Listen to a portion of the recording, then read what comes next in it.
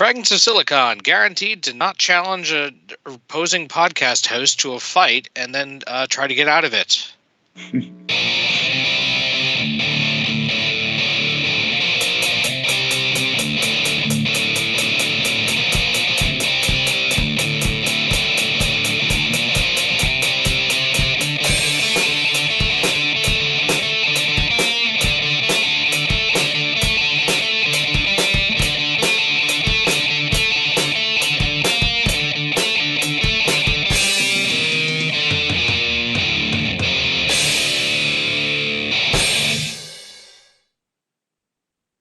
All right, welcome to another installment of Fragments of Silicon. I'm your host, Adam. Joining me as always, our Galaxy Petty fan, and let us, do that thing we do every week.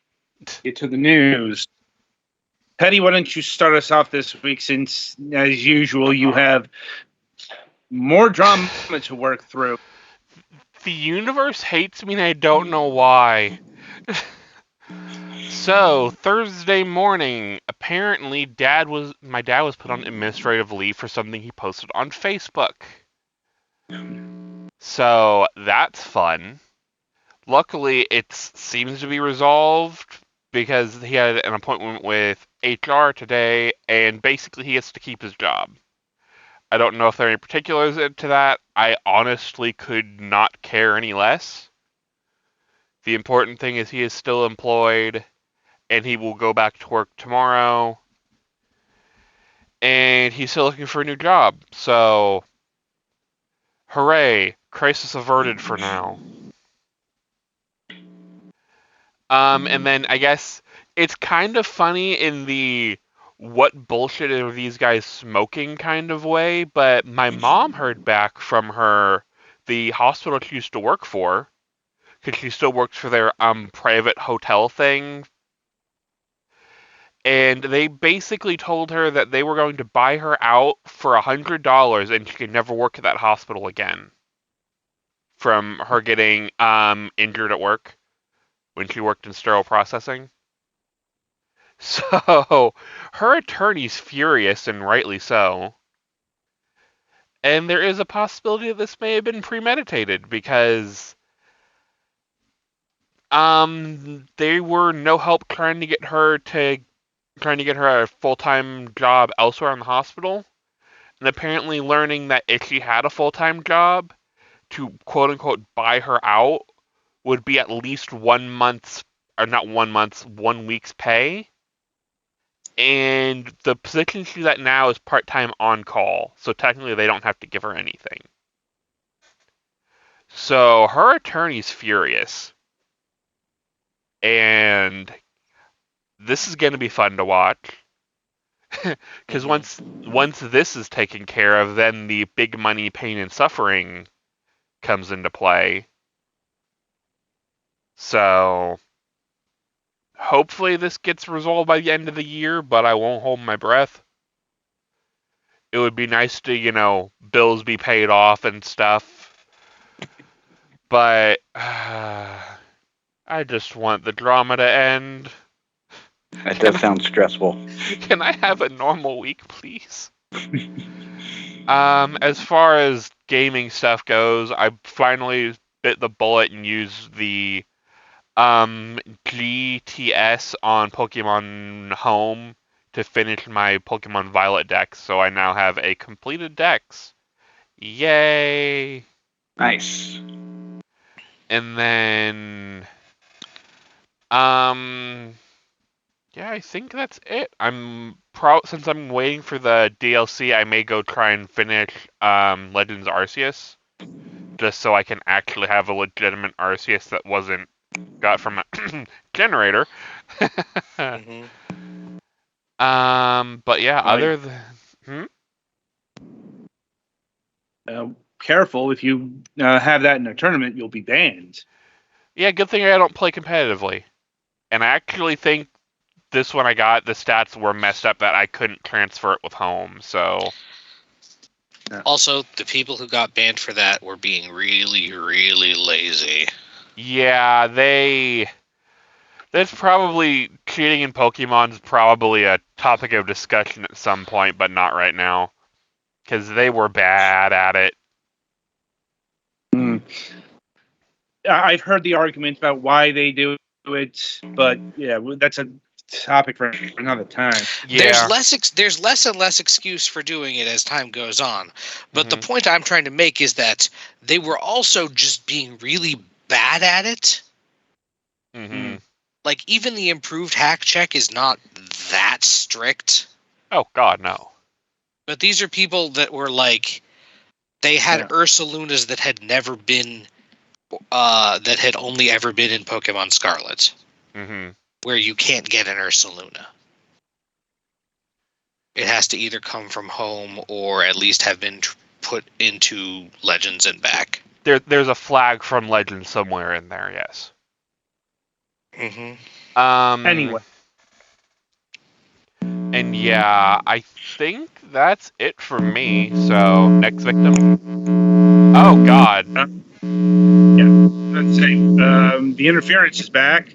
Yeah. Oh, no. Is a loose cable somewhere? Maybe. I don't know. I've just been sitting here. I'm very sorry. It's fine. Galax, you're up. My parents are going away for a vacation trip. They're leaving tomorrow, so I am preparing to watch the house while they're gone. I'm also going to take a couple of days off while they're away, I think, to take care of house stuff and also relax a little, hopefully. We'll see how that goes. Also, work is continuing to prepare for the office move, so continues to be a little bit hectic there. Video games wise, let's see. Team Money won the Splatfest, largely off of a very strong popularity showing in Japan and good. I want to say it was the Pro Battle Rank, which kind of brings up a little bit of the weaknesses of the current setting, the current way the game works, because matchmaking is still regional, but results are global. So you can have a majority of Team Love in one region and a majority of Team Money in another region, and they don't get to fight each other evenly. So I don't know. But otherwise, that's getting well. Going I managed to make up a lot of the catalog points that I need to finish the level this season. So that's going well. Let's see. I don't think I have that much else in video games.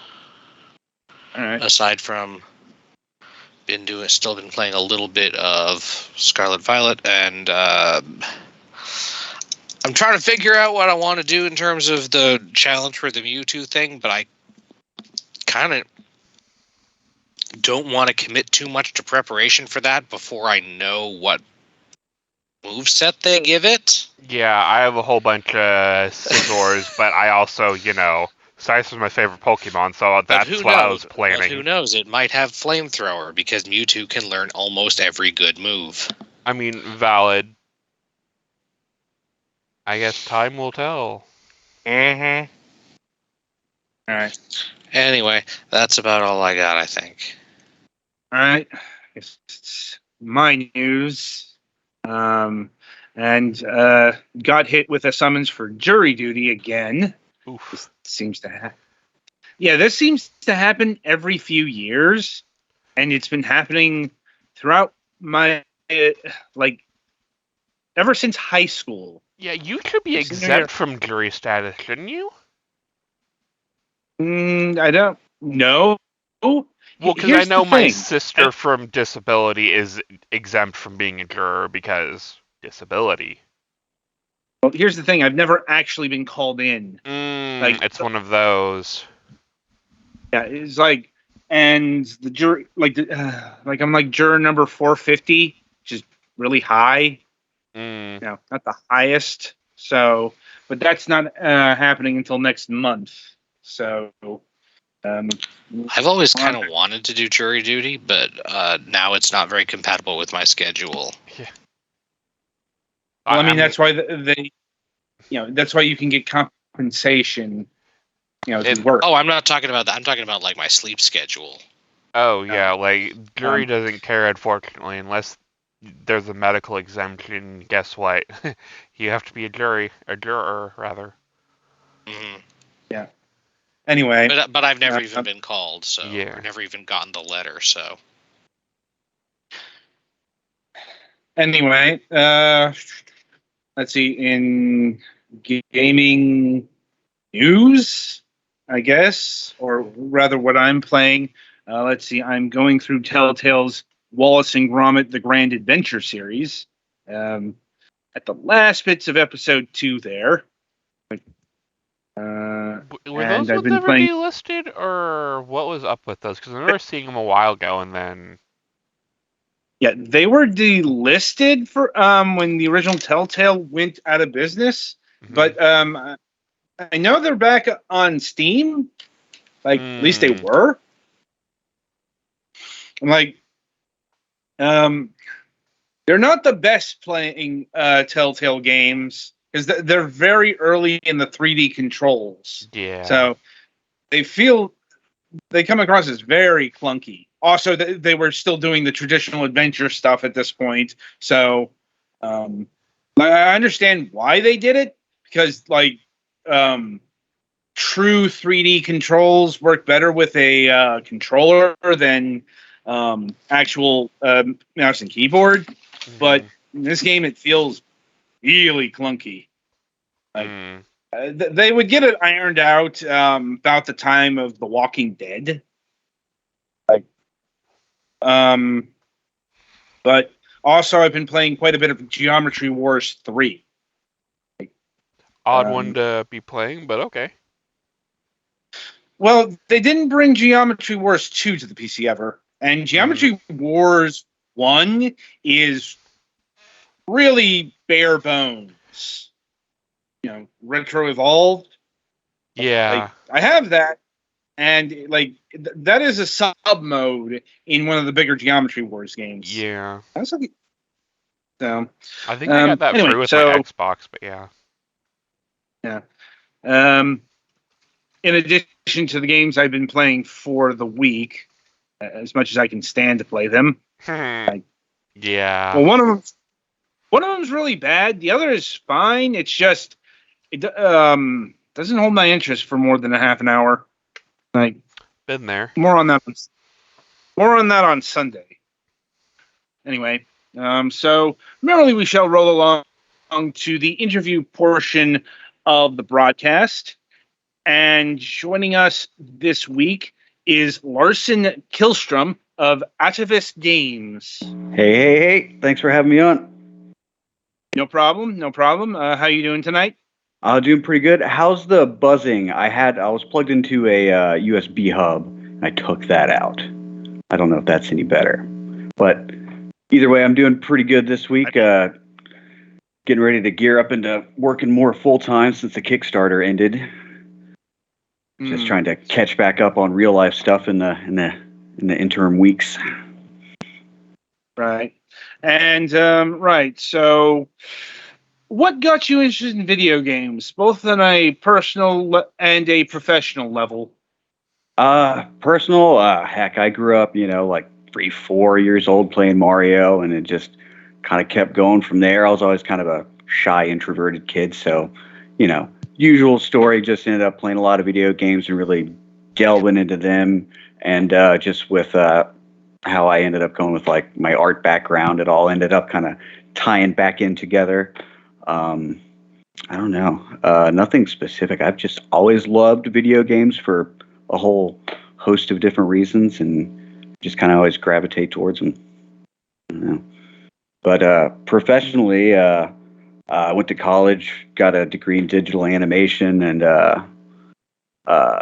worked at a little smaller studio, Icarus Studios. Worked on Fallen Earth. I don't know if any of you guys have ever heard of that one. It was kind of short-lived. It's kind of getting a bit of a resurgence now, I guess. But that company kind of went under, and just spent the last like 10 years or so just mostly tattooing, just doing general art stuff, just doing kind of some game stuff kind of in the background, nothing major. But since this whole, found GB Studio, that really kind of piqued my interest and really got me kind of headstrong into trying to get back into doing that. It's just been a lot of fun. Mm. And is Fallen Crown here your first GB Studio project? Mm-hmm. Yeah. Actually, up until this past March, the prototype that I had up on itch.io was just actually I just built directly on top of the little tutorial little scene that they give you whenever you download it. It was just built pretty much directly on top of that, and I ended up, when 3.0 came out, kind of rebooting it from scratch. That took about 6 months, but I think it was definitely worth it. And it's definitely got more of its own kind of feeling a little less like a GB Studio game, with some of the plugins that I've been using and trying to incorporate different stuff in there and just kind of seeing what I can get away with. And so prior to your investment into GB Studio, was this going to be like an actual Game Boy game or Game Boy Color game? When I'd first started kind of messing around in Unity a little bit, but doing everything part-time, I own and operate a tattoo studio here in North Carolina, so that it eats up like, at least 40, 50 hours a week. So it was just hard to get enough time to really delve into Unity. I did some tutorial stuff and some basic stuff, and it was just very slow going. And then actually I saw a modern vintage gamer video talking about GBDK, and then I kind of did that for a little bit, trying to learn C programming and all that. And I got a little ways into it, but that was just over my head, especially with the with the time that I have. I only get like maybe 30, 40 minutes, maybe an hour at a time to kind of work on stuff like this. So when I found GB Studio, after kind of looking up some stuff for GBDK, I was just like, oh, well, this is perfect. So I was able to get a good return for my time that I had, more than anything else I had done. So I was able to keep my focus and attention and really be able to keep going with it, not get discouraged, which for me was the big thing. And I suppose before we go further on the development side of things, we should actually, define what the Fallen Crown is. Yeah, I guess simplest way to put it is a Metroidvania. I've got, a lot of other influences in there that I'm trying to put in. Obviously some Dark Souls kind of elements with kind of more thoughtful strategic combat instead of just kind of going through and just blasting enemies, where you got to focus on like, their attacks and little back and forth and everything. Nothing too difficult or complicated, but something more than just kind of just swinging and running, a little bit of Resident Evil vibes, a little bit here and there with the slower pacing and the way I'm going to end up doing some of the puzzles and, some kind of spooky-ish stuff, where it's not all out there right in front of you. Some mysteries to solve, So I'm trying to get some different influences in there, but generally the elevator pitch would just be, a Metroidvania on the Game Boy Color. But I definitely want to get some more RPG elements in there too. One of the stretch goals for the Kickstarter was getting a skill tree in there. So I think that's going to be something fun to where you can really kind of customize your play style and kind of play the way you want a little bit more.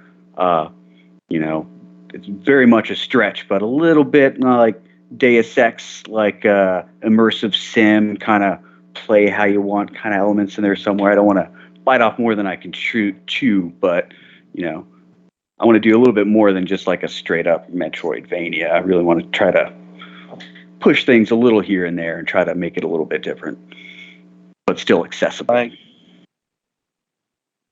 that's got to be a tricky balancing act. It is, but I don't know. I have it all in my head. It's just a matter of getting it out there, play testing, make sure the balance is there, and that definitely will be the tricky part. Making sure that balance stays through the whole game. So that'll be fun. But I'm really trying to, and what I'm doing right now is kind of thinking big picture. Now that I know through these stretch goals that we hit exactly how big this map's going to be and what I'm working with. I've got the whole map, and I'm kind of drawing big arrows and like how different paths you could go through and what unlocks what, and thinking big picture and then working smaller so I can hopefully achieve all those things and keep that balance. So hopefully I can pull it off. We'll see, but I think so. Right. And I suppose we should talk a bit about what's going on in the game, because I'm sure for those who can, see the footage right now, you are playing as a skull. Yeah. Like, what is he walking on his teeth here? It's I'm gonna have a little cut scene in there that's gonna take some artistic work that's not in there yet that will explain that a bit. And what happened to him is kind of part of the mystery that you unravel, and the protagonist's history within the world, and kind of how all that kind of ties in together. But yeah, you're basically a walking skull. There are some magical elements that get revealed later in the game that you don't know about initially that kind of tie into that. So it's part of the mystery. So at this point in the game, you're supposed to be like, what the heck is going on? I kind of wanted to have that moment, where you're falling down and you're just like, wait, what the heck? Subverting expectations, trying to get your attention a little bit. But honestly, the reason why, you are a walking skull is when I was starting this game in GBDK, I didn't know how to animate more than 2 sprites at the same time and keep them like locked in together. I had the whole little skeleton dude. He was just going to be like a little undead rogue guy. And I was like, well, I don't know how to do both. So I just did the skull so I could, test movement and jumping and all that stuff. And anytime I showed like a friend, like, oh, look at this little thing I'm working on, they're like, oh, you're like a little skull. That's cool. And, I just kind of kept up, because in GB Studio 2.0 and 2.5, when I first started doing it, it was basically the same thing without some trickery that's way over my head. You could pretty much only have one 16 by 16 sprite that you could control as the player. So I was like, oh, well, I'll just keep the little skull dude, and I just kind of tossed the little arms and legs on him for the heck of it, and I just kind of morphed from there. But everybody seemed to, kind of got people's attention and talking a little bit, so it was fun. And so having that reduced sprite size gives me more options as far as doing different classes, more frames of animation. So it's part of the compromise for the hardware. So I just kind of stuck with it. And, so it's a little weird, but I think it's enough to where you know what's going on, but, catches your attention a little bit, sticks in your brain. So I rolled with it. I'm liking it. But yeah, it was never like an original thing, like, oh, you're going to be a skull dude. It just kind of happened. They say necessity is the mother of invention. So very true. And that's a lot of what this game has become, is just, working with the limitations that I have within the hardware, within my schedule and everything else, and just making it work as best I can. Because, I can't think of another game where you play as a skull. I mean, I can think of other games where you play as a skeleton. Chief among them, the medieval series, but not a skull. Yeah, I definitely played medieval when I was a kid, and that's kind of what the original vibe was going to be. Kind of like a little, I didn't want anything to be silly, but not take itself too seriously. So he might have been a little bumbly, a little goofy, a little bit here and there. That was definitely in my head originally, kind of. But he would have been more of a rogue type character instead of like a straight up knight. But it just kind of ended up happening this way. So it's the anything that I can do to where I can stick out, a little bit of outside of the crowd, I will definitely take. So. Yeah. And I see. Does this skull have a name, or is that under wraps? Does what have a name? I'm sorry. The skull. Does the skull? He will. Who he is kind of ties in a good deal with kind of what's going on in the world. Definitely. I honestly don't have a specific name picked for him yet, but he will have a name. And I've got like his whole kind of backstory worked out a little bit. But that's kind of a lot of what I'm doing is I'm going to have a lot of bookshelves that you can like search and like read through certain things. And there will be a story that you kind of uncover as you go through the game that you will eventually find out. It's like, oh, that's actually about me. And if you can get all those books, they're almost like little collectibles, almost, kind of BioShock, recording style, to where, you're getting little bits of story here and there, but at the end, it'll kind of tie together and make sense. And if you get all of them, we'll do like a little extra ending or something like that. So if you have all that information, it'll unlock a little extra something at the end. But that will get revealed, and I have it mostly worked out in my head. Duly noted. Yeah. So for the time being, I'm just going to call him Scully. Hey, there you go. Once the NPCs that you interact with, they will call you the interloper. At least for the first bit. And I might come up with a more clever, maybe nickname that at least people will give him, so you've got something you can call the protagonist, before you know his full identity. Interloper is not really the best, but that's what I've got so far. And I was going to go with Scully, actually, but there's some, I want to say, game on the PS3 or something. I remember looking it up. There's a little game called Scully something somewhere. So I didn't want to take that. So I was trying to come up with something clever, like a pun or something, but I haven't really fully worked that out yet. Skullduggery. Wait, no, hold on. Yeah. There's probably, I'm open to suggestions. Maybe somebody's got a good one. Some sort of little nickname that he'll have that you can refer to him before the whole thing gets revealed, because he has a history, but you just don't know it yet. I'm sure that can be workshopped, but anyway, Scully here has a hood on his skull cap, and I'm wondering, is that a Metroidvania power up, or is that just like an aesthetic thing that he's got going on here? That's one of the classes. There, you start out with a scout class. That's basically like a little general rogue class. I was originally going to have like class upgrades and stuff like that. I don't know to what extent I will do that. It will probably keep things easier. Instead of upgrading your class, your gear, the armor that you wear, which is basically like a helmet or a cowl, obviously. But the armor that you wear dictates the class that you are.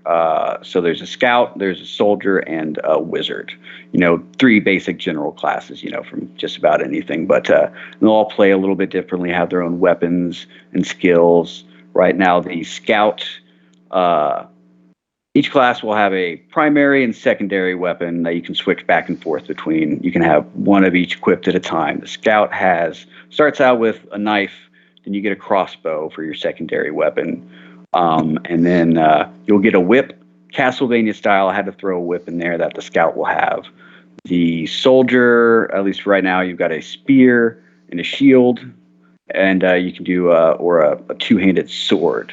I don't know if I want to do the shield with the sword still, or keep it like a 2-handed sword where you switch stances instead of switching to like a secondary weapon. It'll be like a stance switch, like almost like Dark Souls, where you'll get your attack will be a little bit different. your special skill that you have will be a little bit different depending on what stance you're in. So I'm trying to figure out different ways for each class to play differently but still be balanced out well enough. The wizard will either have a staff or a wand, and either maybe wielding different elements. The wizard I've got in there and playable, but I'm still trying to kind of mess around with exactly how he'll play out. But as it stands, you either got a staff or a wand and a little orb for your secondary weapon. I'll probably do different elements that you can switch with, and you can shoot out your orb like a little projectile, or hit down and attack, and if you've got your little thunder orb, it'll do like shoot thunder down, or do like ice or whatever. But that is basically the class that you are. And hopefully I'll get to where you can go to the blacksmith or somebody and upgrade your armor to get you better stats or whatever. But yeah, the visual that you're seeing, that's the class that you're currently playing, basically. So you'll look a little bit different depending on what class you're playing. I see. And can you give us any details on, the bad guys, the things that you were fighting? It's pretty much all just, at least to start out with, general like undead minions. It's going to start out with a pretty kind of Castlevania feel with bats, skeletons. Get some more kind of old school JRPG vibes with some slimes and stuff like that. And then it'll kind of evolve as you progress. You'll start out in these caves and you go to this outpost that's a little bit more modern, but as you go further down before you go up to the tower, there's going to be a mine leading into a refinery, and what those are doing ties into the tower that you end up going up, which ties into the whole history of the place. I don't have the late game enemies worked out. I'll probably stick mostly with those traditional kind of monster vibes, but there's something that you discover later on that will kind of twist and warp things a little bit, so I can kind of have fun with some of that. But generally, pretty standard fare, relatable stuff with zombies and skeletons and slimes and stuff like that. But it will evolve and go from there. I haven't strictly designed a lot of those creatures yet, but I have things in mind. Nothing too crazy. All pretty relatable. I don't want to do anything too out there. I don't want to try to do anything crazy, but it's still a little bit different, at least towards the end anyway. Okay. And right, so you've mentioned that you're making this in GB Studio. Mm-hmm. So that means this game can be a real Game Boy Color game. Oh, yeah. So, are you going to be putting this on an actual cartridge? Mm-hmm. Yeah, it is already, in many ways. I have a GB operator that I have. I can plug in my PC and flash carts. I've partnered with Broke Studio, who they've made a bunch of good new NES games, and they have really high quality. They're going to make custom PCBs, custom cartridge shells. If you happen to check out the Kickstarter page at any point, it'll have some previews of like the box shots and what the cartridge will look like, at least for the initial Kickstarter backer ones that we're doing. We'll have like a transparent kind of slime green cartridge, which I think will be really fun. But yeah, it's going to be coming to Game Boy Color physically first, and then immediately I'll start hitting like Steam. Hopefully we'll be able to get on like Switch, port it over to like at least definitely Switch, maybe Xbox and PlayStation if that seems feasible, or a smart move. But definitely Switch at least. I want to get it on as well, along with Steam. But Game Boy Color physical first, and then kind of branch out from there. Okay. And where is the game right now? It's in terms of development, like how much of the game has actually been completed?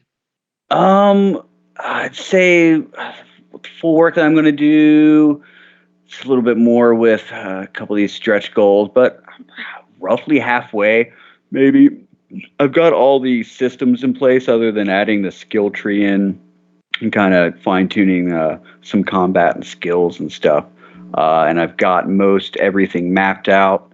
I've got roughly the first third or so actually made up and in GB Studio. The demo that's available now is like maybe the first half or so of that. I want to try to keep the demo fairly confined. I've got the first three mini bosses or sub bosses, all the sprites and animations done. I just got to plug them in and plug them back in. I had them in the original prototype that I had. I had three little mini bosses, but they weren't the most exciting to fight because moving anything more, in that version of GB Studio for me, more than just one sprite at a time was a pain. I had one boss that was bigger, but he could only move back and forth and just kind of shoot stuff at you. So with this revamp, I really want to go in and try to make each mini boss a little more unique and fun and kind of tie into the things that you're learning as you're playing the game. So kind of keep you fresh and on your toes a little bit. So I've got them made and kind of half in there already. So overall, roughly 50% or so. I've got all the hard stuff done. It's just a matter of getting it all plugged back in there and adding the new refinery and mine area. I don't have any of the tower created yet. I've got it mapped out and I know what's going on, but I've maybe only got like 10% of like the tile sets and stuff like that done for the tower. But the first half of the game, I've got mostly fleshed out and in there. Right. And are you a solo dev? Yeah, pretty much. I've got a guy that is doing all the music for me. I don't have time to mess with that, although maybe one day it would be fun because I do have a little bit of a musical background. But I've got a guy doing the music, but other than that, it's just me. I've got a friend that at some point I might bring in and kind of help me with some of the like books and stuff that you find.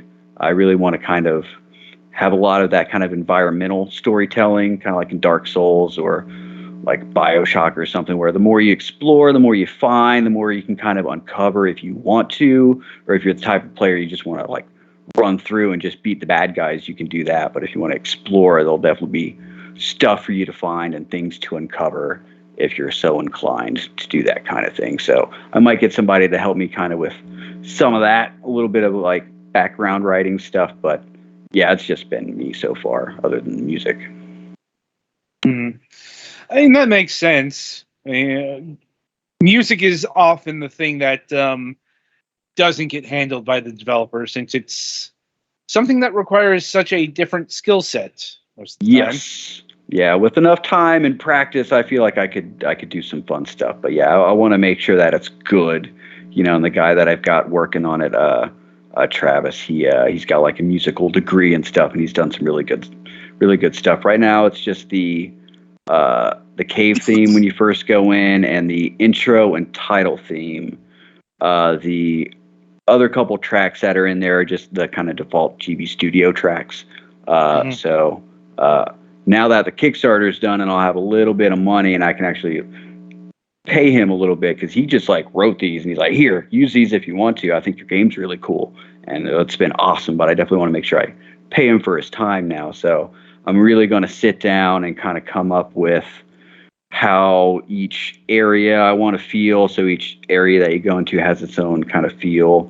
There's a new thing in GB Studio now I haven't messed with, but there's a music routine thing you can do to where I think basically like if you're running through like the cave or whatever, it'll have a certain track, but if you enter combat, maybe a new track will pop up that kind of heightens the intensity a little bit and can drop back down and kind of go with the flow of the gameplay a little bit. I haven't messed with that, but I'm pretty sure that's something I can do and pull off, in which case I think it'll be really cool. So I really want to do some fun stuff with the soundtrack. And that's, way over my head at this point, at least. So I'm glad I've got somebody that can help me out with that. I see. And getting back to the Game Boy-ness of this all, was there a particular reason why you've chosen Game Boy Color versus, original Game Boy? I tried real hard for a long time to be able to do it on both. And the original prototype that I had, you could play either or. And right now, you could technically play it on a DMG, but it runs like molasses, like you're swimming underwater. So, and a lot of what I'm doing relies pretty heavily on color palettes and switching those around. And So there's the just speed boost from the Game Boy Color. yeah, that definitely helps. Yeah, without that, it runs really slow. If I have the time, I definitely want to do make like a little mini game or something. If you plugged it into a DMG where you could still play something, even if it's like a little Angry Birds or not Angry Birds, a little Flappy Bird ripoff or something simple, just so you don't get that like, oh, this is a Game Boy Color game. If I can do something like that, I think that'd be really neat. But yeah, once I switched to 3.0 and saw how poorly it was running, I was like, this just has to be a Game Boy Color game. I don't have the time to try to go back. Like, I don't know if you guys have seen Repugnant Bounty. It's like another GBC Metroidvania game. I played the demo a little bit. It's pretty cool. But he created a whole DMG version that's specifically for the DMG. I thought was really cool, but I don't think that's anything I could probably pull off, at least with the time that I would have. Mm-hmm.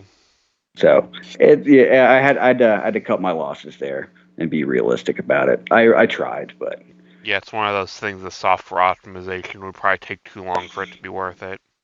Yeah, if I had like a team or something, then maybe we could figure that out. But just being little old me, got to keep my focus. And how much longer do you think you will take in terms of development here? The plan is to have it finished, printed, packaged, and shipped out to backers by August of next year. I'm hoping to at least finish development, probably April, June, get a couple months for some really thorough play testing, make sure that it's like bug free, go old school, make sure, it's complete and done and bug free going out the door. Can't really day one patch a cartridge. So definitely got to make sure I take my time with the testing there, but trying to by this time next year, hopefully a little bit earlier, to have it done and out and at people's houses by then. Hopefully sooner, but I'm trying to be realistic, so I gave myself an extra couple months just to be safe. But I'm hoping sooner, but we're sticking with that just, to be realistic about it, and so I don't end up disappointing anybody on accident. So everything's getting delayed nowadays, so I'm just trying to start out with the realistic numbers. Fair enough. Right. I suppose that runs through my gamut of questions. Do you guys have anything further? Will this game also be like flash cart compatible, or will you need like anything special for the Game Boy cartridges themselves that it wouldn't work on a flash cart? No, I definitely would love for people to be able to put it on a flash card or whatever. If you'd rather just download the ROM and put it on an EverDrive, I'm cool with it. Definitely don't want people pirating it or anything like that. But that's I definitely wouldn't want to discourage anybody from using a flash card. That's basically what I'm doing. So yeah, there are some devs who basically put a ROM in the Steam thing that if they want to dump it to their EverDrive, they're more than welcome to that way. Yeah, whenever you purchase through Broke Studio, who's doing the physical edition, you'll get a ROM as well with any physical purchase. So you'll have the option for both if you wanted to. Yeah, because I know there are a lot of. Go ahead. Sorry. I was just going to say you can buy the ROM separately as well, and get it along with the physical copy. So yeah. If you want to, play it on an emulator, play it wherever you can. I definitely want to make it as accessible as release. Possible. Wink, wink. Yeah.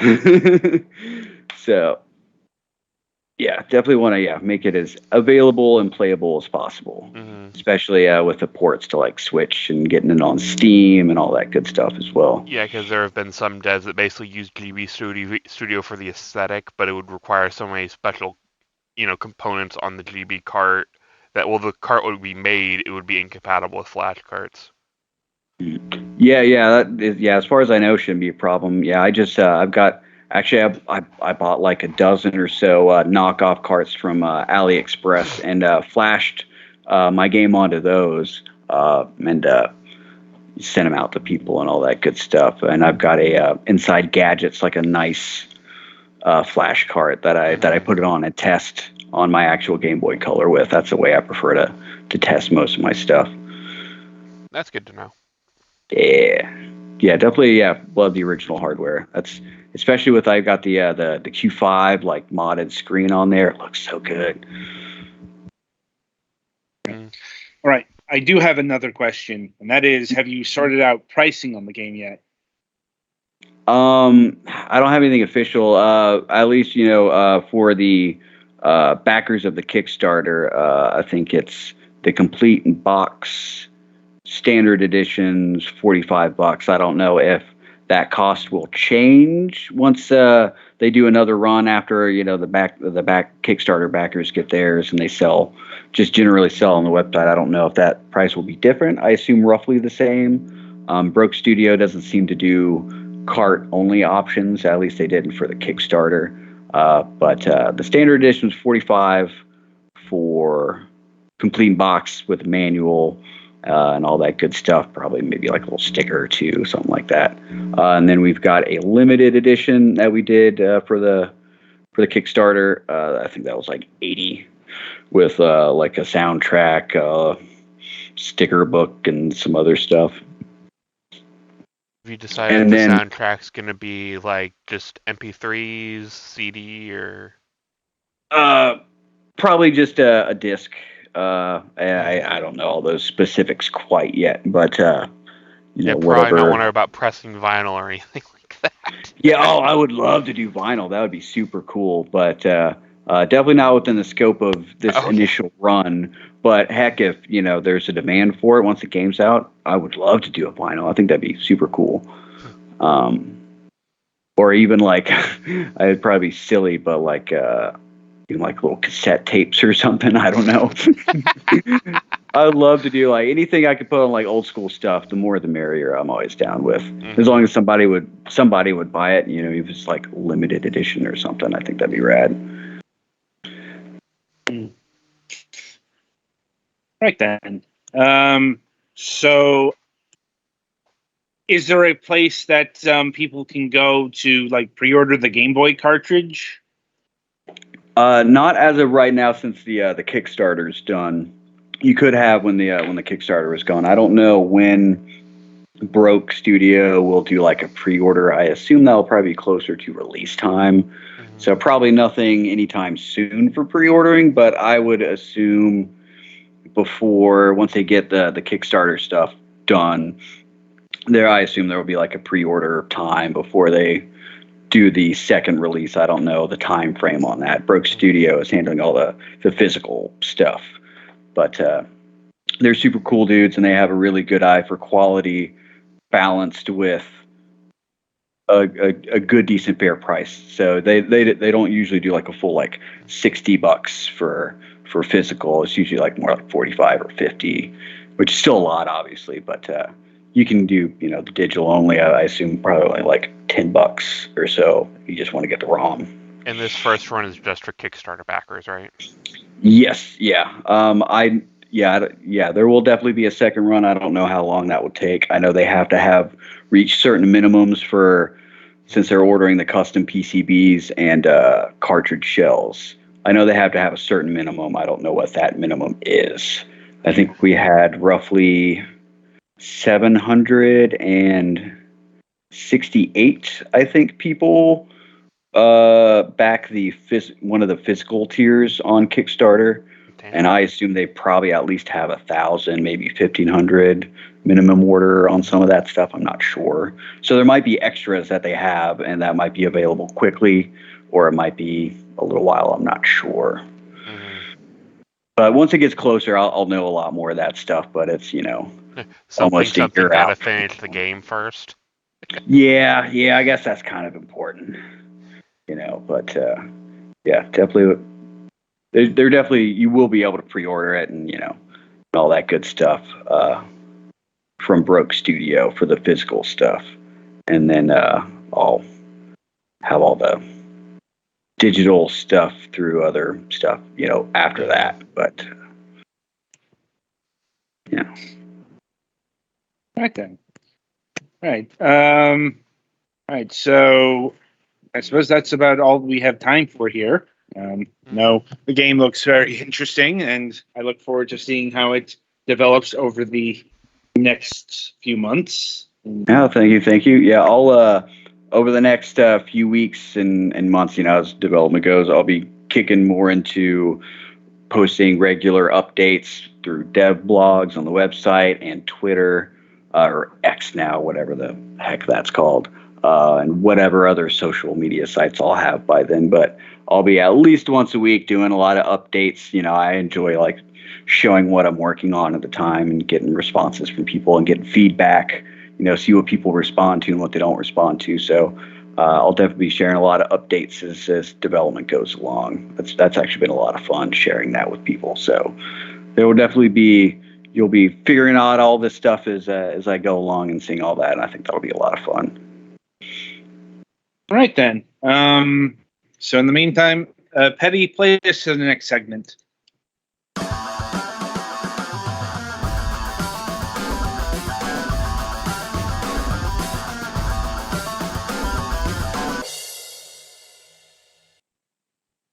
All right, so welcome to the topic of discussion. So this week, we are going to be talking about the Pokemon Stadium franchise, I guess. Not sure if that's the right word to use, but technically speaking, 2 games or 2.5. Like, I'm not sure how many people remembered the not Pokemon Stadium on the Wii. Pokemon Battle Revolution. Oh, I thought you were talking about the third game in Japan, which was the first game. Oh, right. I legitimately forgot about that. It was pretty incomplete. Yeah. There's a reason it's not generally. Yeah, no, it is 3 games, and 3.5, because once again, Pokemon Battle Revolution, even though they're not calling it Pokemon Stadium, it's Pokemon Stadium. It has some differences, but yeah.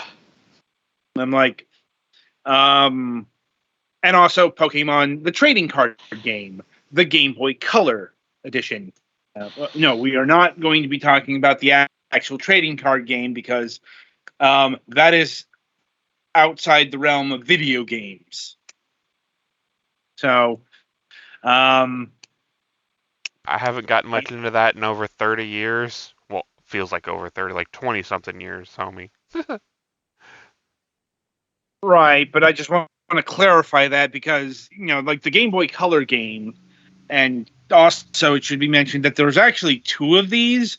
It's just, for whatever reason, Nintendo did not localize the generally regarded superior Pokemon trading card game 2 over here. I think it probably had something to do with Wizards. I think had it at the time in the U.S. Yeah, and Japan having different ideas about what the next card sets should be, possibly. I could be mistaken about that, but I know that there was some tension there. But yes, the second game is superior for one primary reason, which is that both of these are kind of putting a RPG along the lines of a Pokemon game. Only the battles are card games, and obviously you only play against other trainers or card players and not wild cards or whatever. The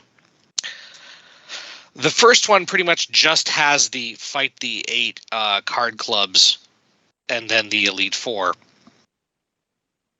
The second one introduces a evil team equivalent to also use some very interesting variant battle rules, apparently.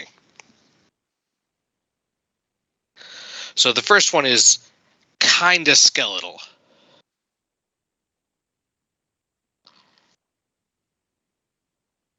Mm. Adam, did you go somewhere? He may have dropped. Would not be the first time this happened.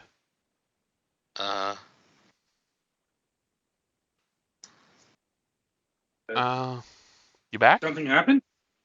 Yeah, weird. Yeah, you kind of just disappeared for a minute.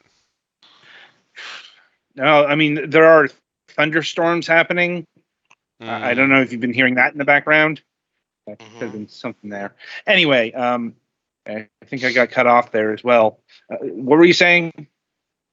I was just doing a basic rundown of why the second game is better, being that the first game pretty much only has the 8 gyms, strike through, card clubs. The second one has an evil team, and also the evil team fights use interesting variant battle rules. Yeah, definitely got cut off there. Anyway, so I know there are people who are hoping with the Nintendo Switch Online that Nintendo will finally right this wrong and have the second one come over stateside. Insert joke about still waiting for Mother 3. Right, but those are kind of both in the same boat in terms of they would actually have to put effort into it. Mm-hmm. This isn't like, say, Sin and Punishment, where, everything's already in English, or, there's a minimal amount of English. No. This is a proper, role-playing game, or role-playing game adjacent, however you want to put it. Point is, there's a lot of text. And also, Nintendo isn't going to use unofficial translations. Oh, God, no. It's how we, speaking of Earthbound or Mother, it's how we figured out Mother, or Earthbound Zero, Earthbound Beginnings, was actually from Nintendo. The old translation that leaked back in the late 90s, I think. Because, the changes seen in that game showed up in the Game Boy Advance port. And Nintendo will never, ever include unofficial adulterations to their product in their games. Mm-hmm. Other companies might, but not Nintendo. But anyway, so my point is, don't hold on to that hope that the trading card game 2 will see the light of day here, because that would require a significant expense. Mm-hmm. Or at least Nintendo may have the untranslated ROM show up on the eShop.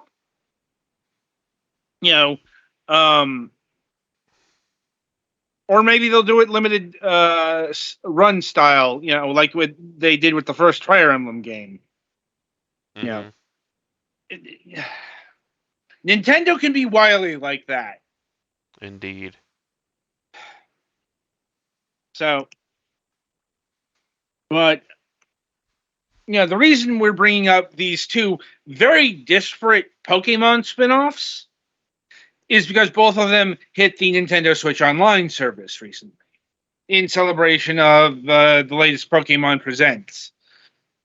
Really the only worthwhile thing to come out of that, if you're not interested in Pokemon spin-offs for mobile devices or DLC. Or curious about the DLC stuff. But, yeah. And I think we touched upon it last week, but Pokemon Stadium and Pokemon Stadium 2, or 2 and 3 if you're Japanese, is always an interesting thing to have brought to not just the NSO, but this game has, these games have seen re-releases on the Wii and Wii U virtual console services back when those things actually existed. The thing about all of these emulation efforts is I'm not sure if they presumably they have the transfer pack functionality in them. It's just Nintendo either we don't have a way not, to we don't have a way to insert the transfer pack, basically. Yeah. Or insert a game into it. Yeah. It's also, I can't say that it matters that much to the Nintendo Switch Online. But another thing is, there's never been an instance that I can think of where the actual Pokemon games have intersected with the the Pokemon Stadium games. Like, yeah, the Pokemon Stadium games were on the Wii U, and theoretically they could have put Ruby and Sapphire and Emerald on the Game Boy Advance section, but I don't think that ever happened. It's a pretty rarefied event when the actual old gen Pokemon games reach one of the retro services. Mm-hmm. Like Nintendo had a whole thing when the original Blue, Red, and Yellow hit the 3DS virtual console, for example. So yeah, they made those compatible with Bank. Yeah. Yeah. So there's never been a direct instance where you could have your old Pokemon games do the transfer thing. Without. Adam, are you eating something? No. Okay, your voice sounds weird. How about now? Better, I think. Anyway, and sorry, made me lose my train of thought there. I hate that. Anyway, that's right. I don't know what you mean by the Stadium games never crossed over with the. Well, to have the Pokemon, Pokemon Gold and Silver, or Pokemon Red, Blue, and Yellow, and Pokemon Stadium. Oh, you mean since the original? Yeah, having that actual transfer pack functionality on the same service. Yeah, because that is a separate piece of hardware that I think has a non-zero amount of the Game Boy's functionality in it. Yeah, I forget how it worked though. It's like we don't even know if they've actually built that into these versions. I mean, but even if they have, you don't have the other part of the equation. Or even if they do put the Pokemon games on Switch Online, it would be in a different Switch Online app because each system has a different app. Right. So it's a bit of a mystery. So you can still play the single-player content of the Pokemon Stadium game. You can play the mini games, you can play the Gym Leader Tower, and you can play the Battle Cups. Unfortunately, you can't get the rewards for those things, which included a Surfing Pikachu. Yeah. And you have to use the rentals, which are kind of unfortunate because the rental Pokemon have fixed move pools for each Pokemon. Like, you can play as, I think, any Pokemon except Mew or Mewtwo. But Something like that, yeah. But they have fixed move pools for each thing, and to make it quote-unquote fair, the good Pokemon generally have terrible moves, and the much weaker Pokemon sometimes have good moves. There are a few Pokemon that have both, and one of them is Jinx. Mm-hmm. Do you know if they recolored Jinx in this one, or? I do not know. I have not checked. Right. I suspect probably not, because there's usually a very minimal amount that they are able to change things. Because otherwise the licensing counts differently or something. Something like that, yeah. Well, not only have the Pokemon Stadium games lost the ability to, transfer Pokemon between them and the mainline games, but there's the other aspect of the transfer pack. And that is, what do they call it? The Tower? Oh, right. I forgot about that. There's a place where you can literally just play your plugged-in Game Boy game on the TV through the N64, and also, at least in the second game, it has double and triple speed modes, which, these games definitely involve grinding. Yeah. It was actually taking the power of the N64 and putting it to modern use.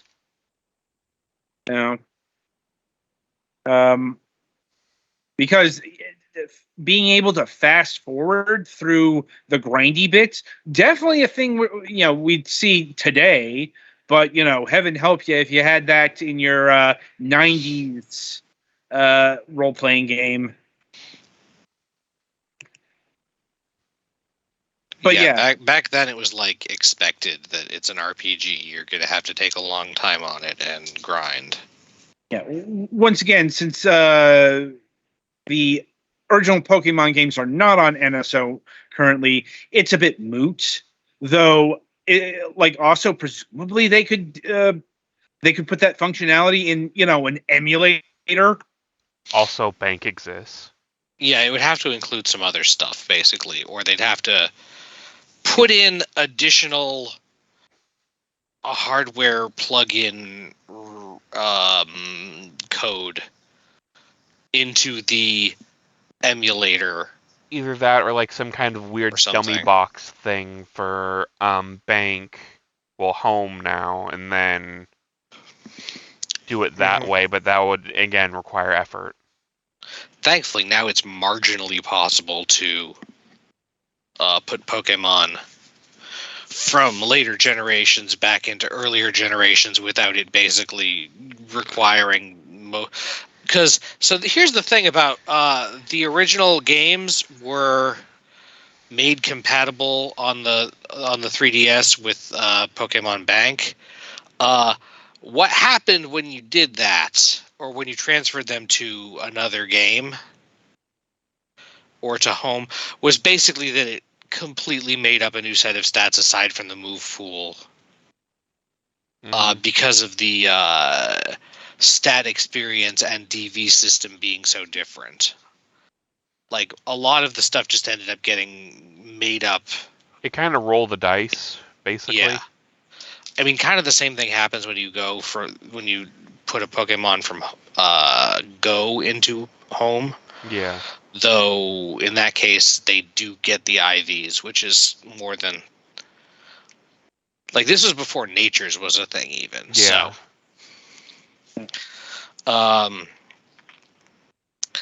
but now that they are keeping basically a separate set of stats for each Pokemon for each game that they're in, or can go to, it would theoretically be a little bit easier. Mm-hmm. But not a lot. Yeah. I think we should mention like the main purpose of Pokemon Stadium. And that is to see your Pokemon fight in full polygonal 3D. Like, this was the first time that there were 3D models of them. Yeah. Yup. Which sounds yeah. very antiquated in like even going to like the GameCube when the Pokemon Coliseum series arose. But, well, and these were the official models that they were using for the Gen 1 and 2 Pokemon in Stadium 1 and 2 respectively. And Stadium 2 used the same models from Stadium 1 for the Gen 1s. It's the same models that they used up through Battle Revolution. They got slightly better skins on them, but some of the like notable angularness and some of the really odd behaviors that were a little bit less well established, like Starmie's back disc spinning or Jigglypuff deflating when it faints. Those were the models for a long time. Anyway, as riveting as this conversation is, we are getting low on time, so we should probably wrap things up here now. Yep. Sorry, I hope I wasn't taking too much airtime. No. It's just it's approaching the time when MSP, and it looks like Mac might be on time. God, that's terrifying. Yeah. He's been posting in the Discord. So he was asking if we were off season. No, Fragments and MSP will never be off season differently. Or at least we hope not. Well, I'm the one who usually plans these things out. I'm the one who's handling most of the booking schedule, so I can control that. It's why MSP is coming back in November. Anyway, so wrapping things up here, coming up on the week ahead, as mentioned, there will be a new MSP episode happening not too far away from this. And coming up on Friday, August 18th, we'll be having Michael Forsland of Elden Pixels. Or is it Eldian Pixels? I think it's Eldian. So we had Michael on the program, or back when he was representing Zoink Games, quite a while ago. So we'll be talking about their upcoming game Avoid Hope, as well as the Alwa franchise. So look for that on Friday morning. And coming up on the Sunday reviews, we'll be having reviews of Arcadia Colony, Pi, Procrastination, and Cardboard Kings Cardship Simulator. So until then, I shall wish you good gaming.